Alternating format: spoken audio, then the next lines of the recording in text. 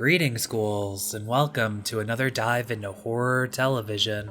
It's February, so you know what that means. Valentine's Day is coming up soon. I thought it would be fun to explore an episode that looks at the predecessor to dating apps, video dating. From what I've gathered, and I'm no expert, in the 70s and 80s, people would make videos for one another answering a series of questions about themselves. And then an agency would divvy out the tape to potential suitors that may be interested in a date.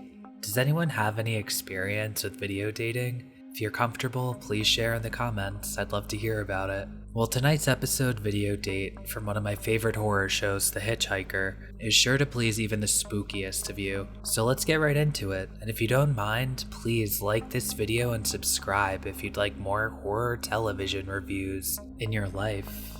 So we open up and there's a video date tape playing an introduction to a man named Peter Rhodes. He's 31 years old, a college graduate, a professional writer, and someone that believes in commitment, honesty, and mutual respect. He seems quite charming. The woman watching the tape agrees, and she goes on a date with Peter to an art exhibit. What a fun place for a first date.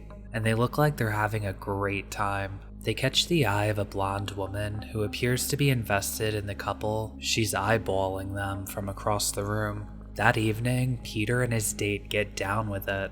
Peter swears he likes her. She asks him, she begs him to tell her that tonight isn't just a one-night stand, and that this is real between them. He kisses her passionately. When they're finished up, he calls her a cab, and he tells her his car is in the shop. He tells her he'll call her in the morning, and off she goes. He hands money to the doorman, who's worried. We learn Tommy, the doorman, lets Peter into other people's places while they're out of town, but he worries one day a tenant will come home early and he's gonna get fired. Another trick up his sleeve, Peter is actually named Jack, and he's been going under a fake name in his dating videos. Unreal. So already we can see that Jack is someone that has no problem using and hurting others for his own personal gain.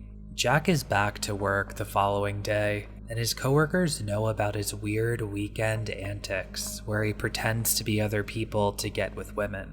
Jack is rude to his coworkers and then heads out to the sales floor. He's a television set salesman, and one person in the store doesn't seem to be there to buy anything. A blonde woman stares him down. Someone is stalking our boy Jack, and it's no wonder why. He's a womanizer to almost an absurd degree. He relishes in the suffering of the women he affected, and that's a disturbing personality trait, Jacko. In his creepy bachelor pad, well, I shouldn't judge, my own is pretty creepy too, but the bulletin board is a bit much. There's millions of chicks, but so far no foxes. We get to hear the seemingly endless voice messages made by the neglected ladies in his life. We get to watch a new video, and Jack thinks he has finally found his fox. Her name is Barbara, and she's played by Shannon Tweed, who was Playmate of the Year in '82. She tells him where and when to meet him before exposing her body to seal the deal. So Jack meets up with his nice lady, needless to say. They meet at this divey bar, and she orders a beer and smokes a smoky. There's an intensity in the air when these two sit down to talk.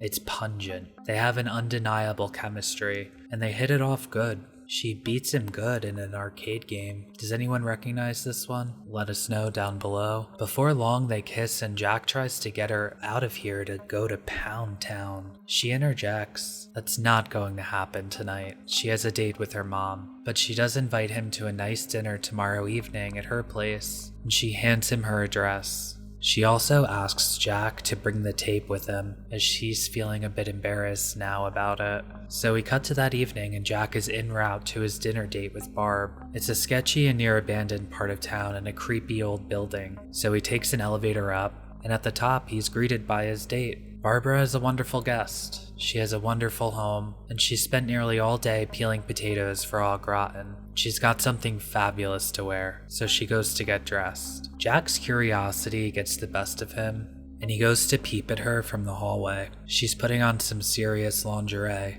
and he's struck by her beauty. At dinner, Barbara stuffs Jack with as much as he'll shove down. Then after much anticipation, they head to the bedroom. He's laid on the bed, and he can't believe how lucky he is. She ties him up with stockings, Now she's ready to eat him for dessert, but first, they play a game called Blast Off. She tells him he has 1 minute to free himself or he loses. And look at this pretty sweet timer. Very theatrical and very 80s. Reminds me of like a retro diner or something. He tries to get himself out. He really does. He struggles hard, but he can't seem to get out.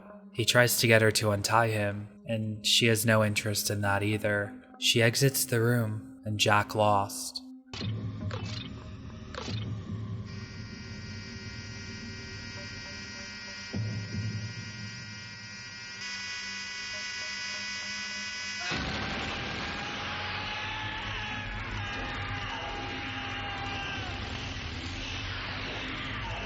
And that's how this one ends for the womanizing bastard, Jack Rhodes. What a bozo. Treat people how you'd like to be treated. In the final scene, we meet Monique, the real identity of Barbara, who after all of this was the artist from the art exhibit in the beginning. Very cool stuff.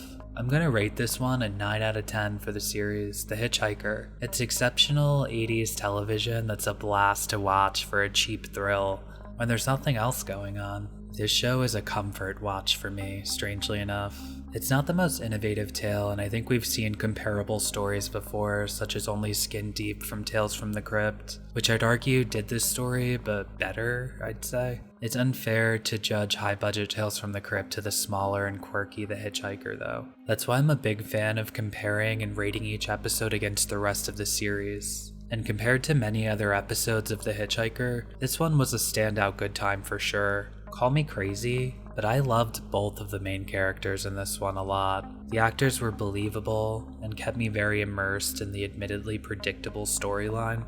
The beauty is in the details of this one, so I highly recommend giving it a full watch through. Thanks so much for watching, and please consider joining us on Patreon for more exclusive content. Thank you so much to my patrons for supporting, and until next time, ghoulies, be well and stay spooky.